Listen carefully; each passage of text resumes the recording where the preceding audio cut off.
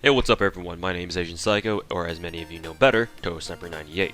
And since this video is going to go up around New Year's time, obligatory, Happy New Year's. So about 2 months ago, I put out a video called How to Use All the 5-Star Servants in the Game. In case you haven't seen it, I highly recommend that you do go watch it before this one, as this video will follow a similar format. The link to that video will be in the description below.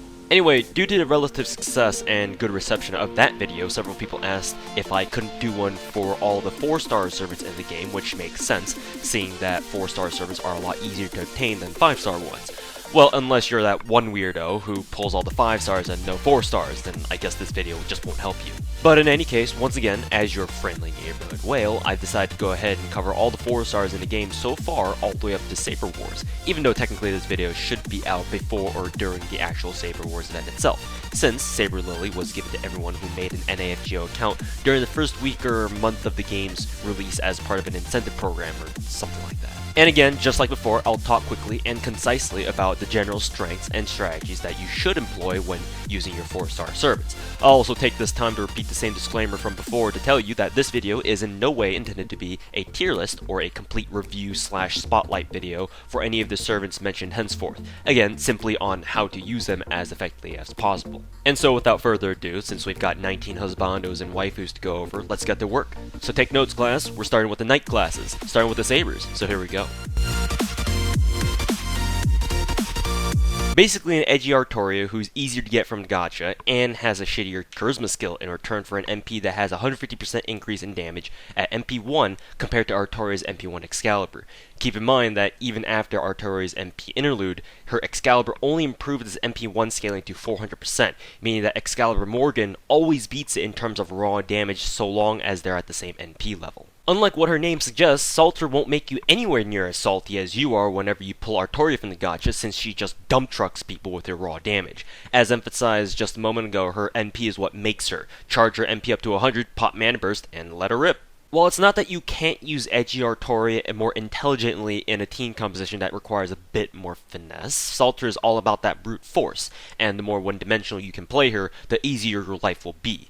Also, just watching Excalibur Morgan disintegrate everything on your screen is pretty fun too. So Mana Burst, naturally, is Salter's most powerful and useful skill, and thus the first skill you should level. Both of her other skills, Charisma and Instinct, are terrible, but since Charisma's at least a party attack buff, level that and leave Instinct for last. And try any craft essence on Burger Queen that boosts Buster or MP damage, like Elzio or Heaven's Feel, or their lower rarity counterparts.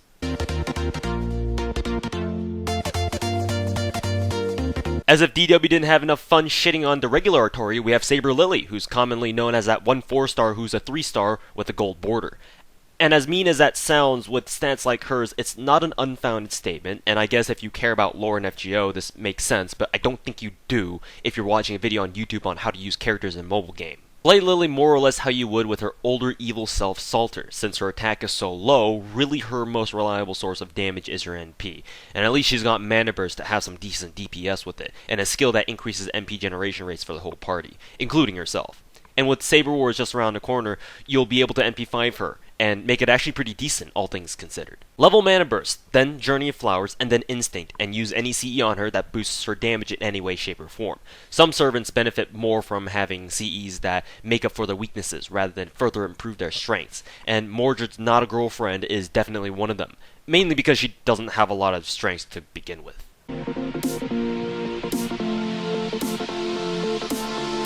A proper tank saber who can stall like a motherfucker in an arts team. She, and yes, I did just call her a she, because she can be whatever gender you want her to be, you trap meme lovers, has a taunt and an evade skill, which is basically a get out of jail free card for one turn so long as no one on the enemy team has an AoE MP ready to go, or any skills that let them ignore invul or evade. Give her teammates who also have art stacks and skills and MPs that keep her alive, then proceed to laugh when the enemy team can't do shit to yours. Just don't send her out against berserkers or archers and you'll have yourself a good time, assuming you don't fall asleep at your desk in the meantime. Level her evade skill, since its secondary effect gives her additional defense for 3 turns, followed by her taunt and then self-suggestion. And unlike Saber Lily, French Saber is a type of servant who benefits more from having CEs that further improve her strengths, so give her CEs that help her be an even stronger tank, like Negakire, Lewd Goddess, or Divine Banquet for her NP.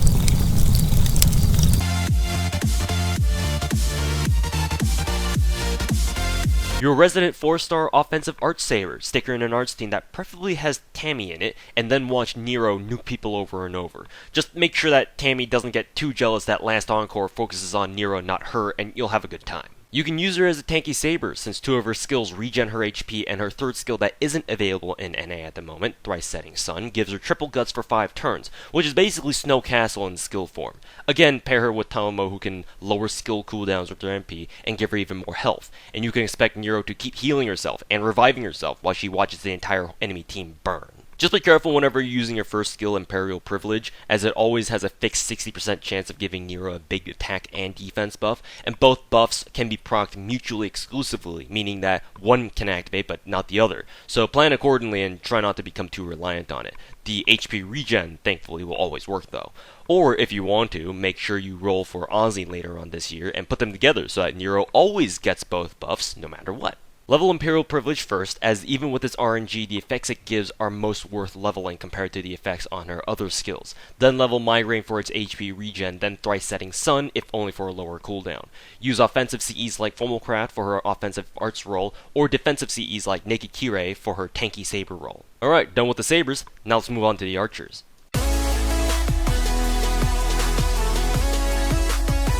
An offensive arts archer who unfortunately has a buster NP, which means that he can't spam his MP as much as he could. Still, since he's got a AAA deck, he fits into arts teams, though this means that Tamamo can't buff his MP with Fox's Wedding, just keep that in mind.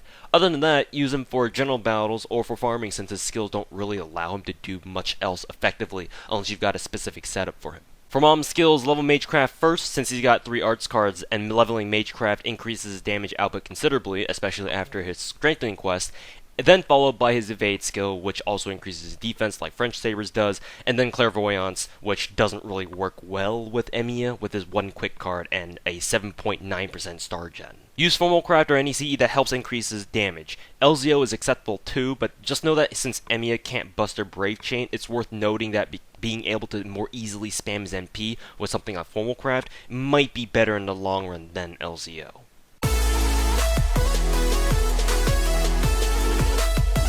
The best quick support servant in the game so far, if you didn't get Smothered in Thighs yet, but only after you complete Nianta's first interlude.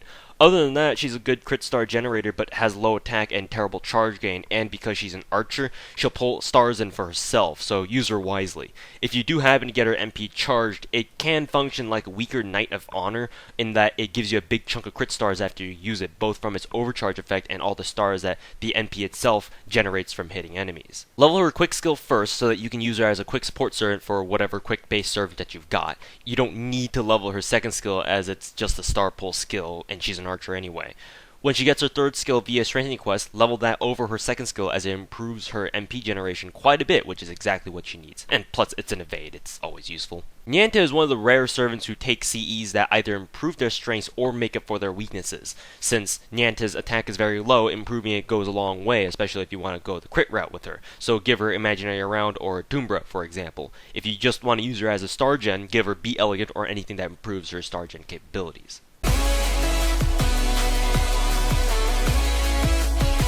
The first welfare archer, and she's already better than the previous 2 archers we've been talking about, for whom you actually have to put real money into the game to get.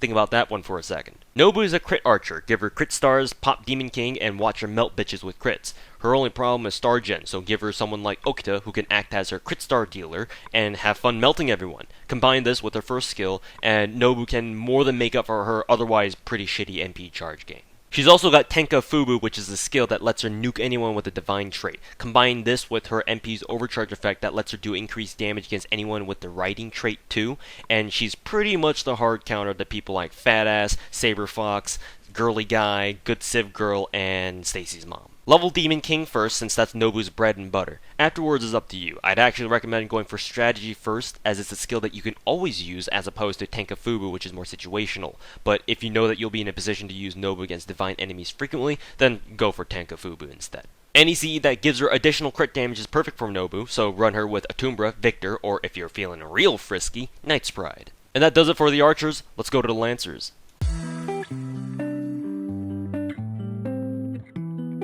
Dragon Idol Bitch used to have the distinction of being the only high-level Lancer in the game with an AoE MP. Well, that's not really the case anymore, but she's still great at Archer dailies regardless. She's a support lancer with skills that help her team do more damage, both through directly buffing her party and debuffing the defense of an enemy of her choice. And later on, she'll get a strengthening quest that buffs her charisma skill by giving female teammates an additional attack buff on top of the one she already has, making her a strong lancer support option for any waifu teams you want to set up. And for those of you who are saving for Jalter, which is probably about 92% of you watching this video right now, these two are perfect for each other, as both of their charisma skills fully buff each other. Level charisma first, and then torture technique, and then guts, since leveling guts is just about as effective as using duct tape to staple a few pieces of paper together. Use CEs like Launch Order, since it's perfect for a command deck like hers, or LZO if you want to make the most out of her Buster Brave Chains.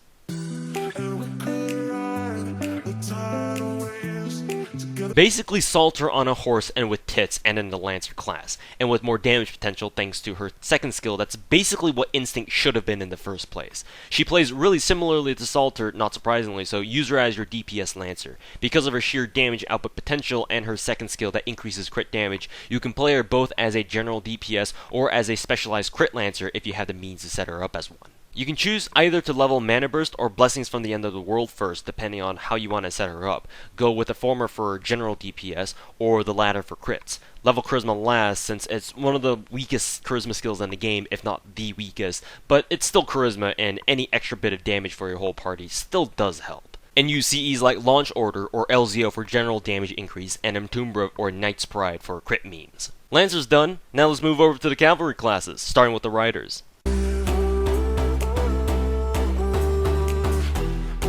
Your resident defensive support rider. If you're annoyed by your servants getting self-stunned after using their MPs and whatnot, like Jean or Frank, bring Martha along, since she's one of the few servants in the game so far who has a party-wide debuff removal as a skill. Others, like post-interlude Jean or Medea Lily, only have it in their MPs.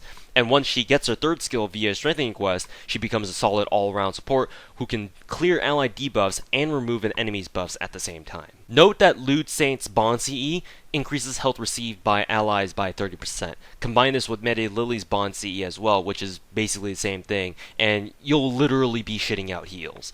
Also note that she's like Emiya in that she's got a AAA deck with a Buster NP, but at least the charge gain on her arts cards is really good, so she can more easily spam her NP than, say, Smug Redman. Level Miracle first, then Vow of the Saintess when it comes out, and then Protection of Faith. And for ZE's, Fomalcraft naturally is great on her, but also try her out with Another Ending, as she's a writer, and naturally she'll be pulling in a lot of crit stars that'll help her gain even more NP charge and make her NP spam even more spammy.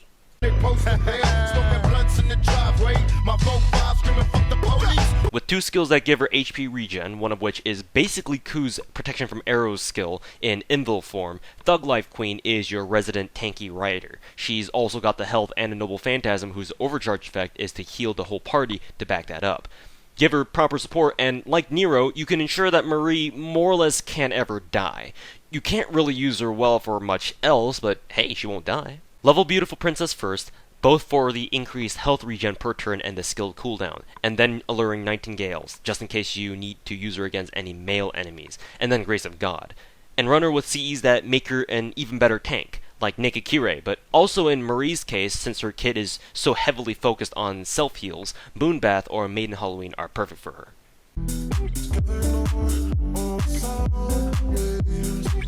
A nuke rider with a single target MP whose gimmick involves dealing more damage the lower Mary's health is. This makes her an ideal caster or Berserker boss slayer against whom you need huge burst damage. Combined with the facts that servants like Shisho and Nyanta exist, and now that they're people with waivers with level 10 attack buffs, and you can reasonably expect the Yuri pirates to blow people up.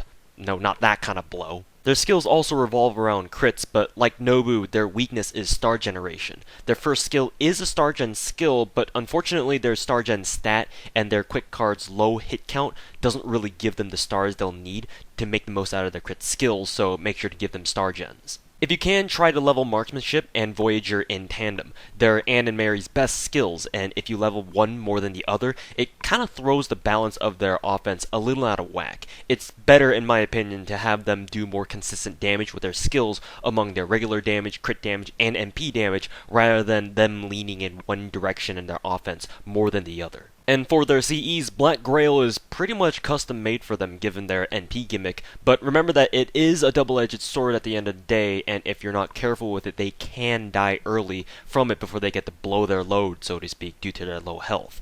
If you're not comfortable using Black Grail, use anything that further buffs their NP, like Heaven's Feel or Gudao, which is also another great CE for them to have, and if you're content with just having them crit all day, use anything that boosts their crit damage, like Atumbra.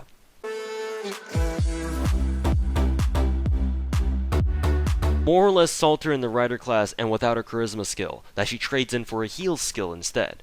Oh, and she isn't as edgy as before, because, you know, Christmas and all that. We can't have a full edgelord running around like a Grinch in our pure and wholesome Christian event now, can we? Sure, her mana burst might be a bit worse, but now that she's a Rider, Salter becomes a top-tier librarian at Hyde Park along with Drake, along with anything else that's a caster that you want to farm, caster dailies.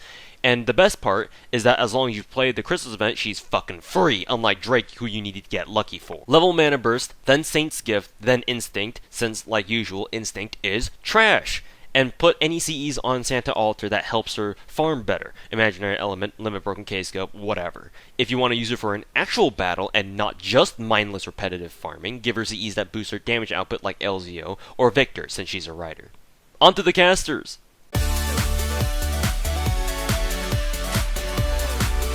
Our third welfare servant, technically our first one in terms of event chronology, and you guessed it, it's Liz stuck as a caster. That's not to say that she's bad outside of her usual Lancer class though. Being a gold caster with a Buster AoE MP puts her in a prime position to be a great farmer during Assassin Dailies or at Clerkenwell, cause who the actual fuck uses Shakespeare or Cool Blue Guy or Fister in the first place, right? Unfortunately, she isn't as strong support-wise compared to her vanilla Lancer self, but hey, at least her having territory creation actually makes sense now, besides the fact that you can use her in arts teams. And with two of her skills directly generating crit stars, it's not a bad idea to have her hold 20-30 so that she can be more of a bootleg star gen support. Kinda, in case you really prefer crits over NP spams. Level Mana Burst, then Innocent Monster, then Guts, and no, leveling Guts doesn't give you more crit stars, only your revive HP, like always. And for CEs, it's a little easier letting Ellie rock Fomalcraft over LZO, since at least she's got Mana Burst to self-buff her own MP. But in case you're up against tougher enemies where you want to prioritize damage, go for LZO. K-Scope is handy for farming, as usual.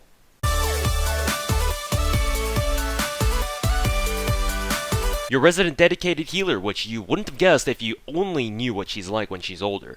Her kit pretty much revolves entirely around heals, and if big burst heals is what you need, then Medea Lily's your gal. Stick her in an arts team and watch her spam heals all day with her NP, which also clears debuffs. How convenient. But just remember that Medea Lily, while she heals like a freak, can't do anything to shield your team from an incoming NP. She can only do damage control once the party's taken damage.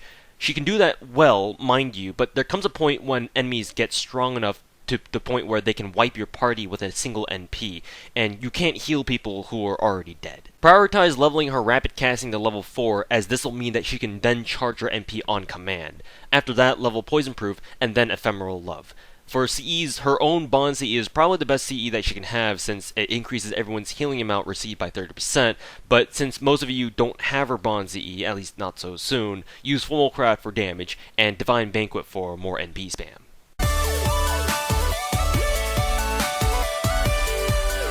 A crit caster, and the first such caster we've got who's based around crits in the game, which is weird, to say the least, saying that we're more used to casters who have more support-oriented kits.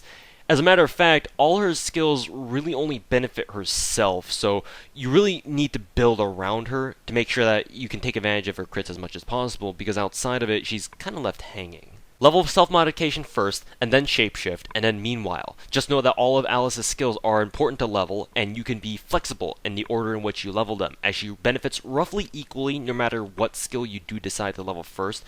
Just try to level her crit skill before anything else, because that's what she's supposed to be good at. And for CEs, use anything that boosts crit damage even further for her, like Another Ending, Antumbra, and Gudao, which also buffs her NP damage. If you don't have these, then just plain old Fomalcraft is fine too, thanks to her heavy art stack. And her Bond CE is also a great option for her if you want to use that.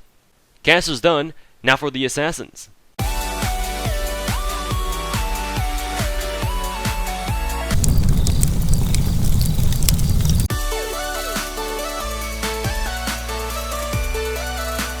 Essentially budget Jack. She's a strong anti-female rider assassin with a high star gen, though she doesn't produce as many crit stars due to her low hit count per quick card. There aren't many other 4-star assassins in the game who can match her sheer damage potential though, and there's also a lot of female riders in the game, especially in the rider dailies, so set her up right and she can plow through riders like no one's business. Level Torture Technique first, as this indirectly increases her damage potential, followed by Bloodsucker. Also make sure to level Bloodbath when she gets her strengthening quest, but that's not going to come for a very long time. For CEs, you've got a variety of options to choose from since her strengths are pretty numerous and all worth buffing. Go for Heaven's Feel or Halloween Princess for NP damage, Divine Banquet or Petite Devil for NP spam, Launch Order or Imaginary Round for better consistent damage, or 2030 or Be Elegant for better crit star support. And finally, last but certainly not least, let's end our day with the Berserkers, shall we?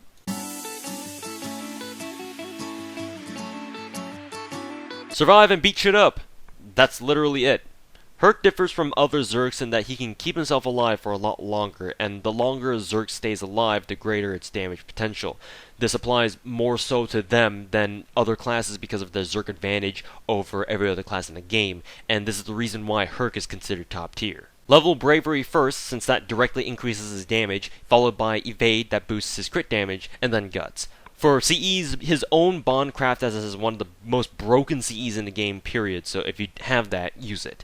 And if you don't, use LZO or anything that buffs his damage further. And if you really want, you could even use Nightless Rose to give him an extra layer of survival, though it's probably better going for damage.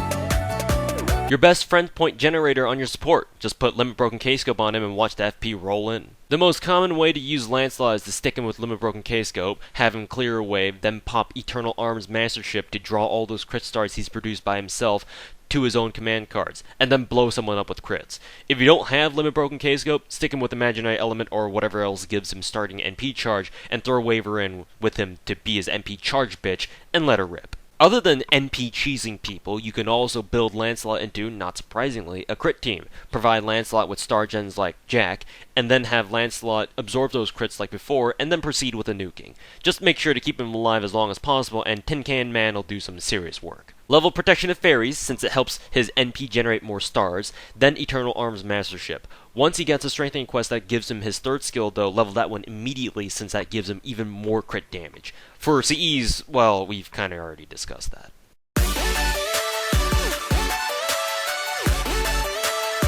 Basically a weaker Lancelot, and like him, Tamamo Cat's mainly a farming Zerg, which makes sense given her character.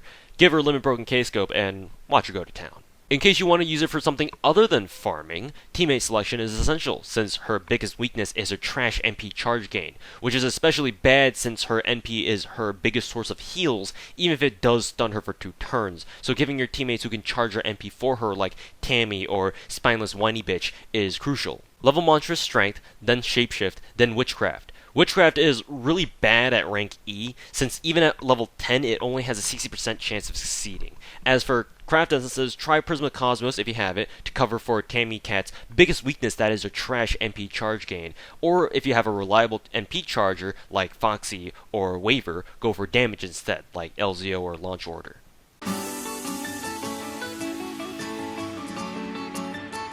Basically a potentially stronger Lancelot just because of her third skill, Overload, which buffs her NP considerably. The fact that her base NP damage is also higher than Lancelot's at the same NP level is worth noting.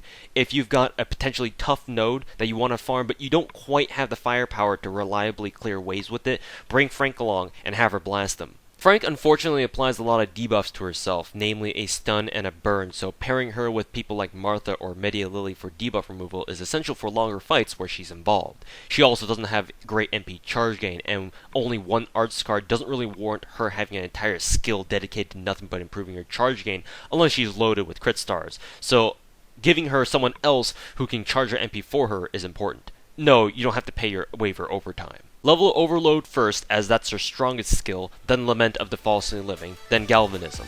And as for CE choices, Limit Broken K-Scope. What do you mean you don't have that? And that's all I really got to say on all the 4-star servers in the game. Please keep in mind that this is a video intended to help newer players and less experienced players get a general idea of how to use whatever 4-star servers that they may have, and not necessarily to dictate certain metas. Also keep in mind that because I've covered no less than 19 servants in a single video, there are obviously going to be some things that I just can't talk about in detail with certain servants due to time constraints. But in any case, play around with them and see what works for you, because some builds and setups might surprise you with just how well they do in fact work out.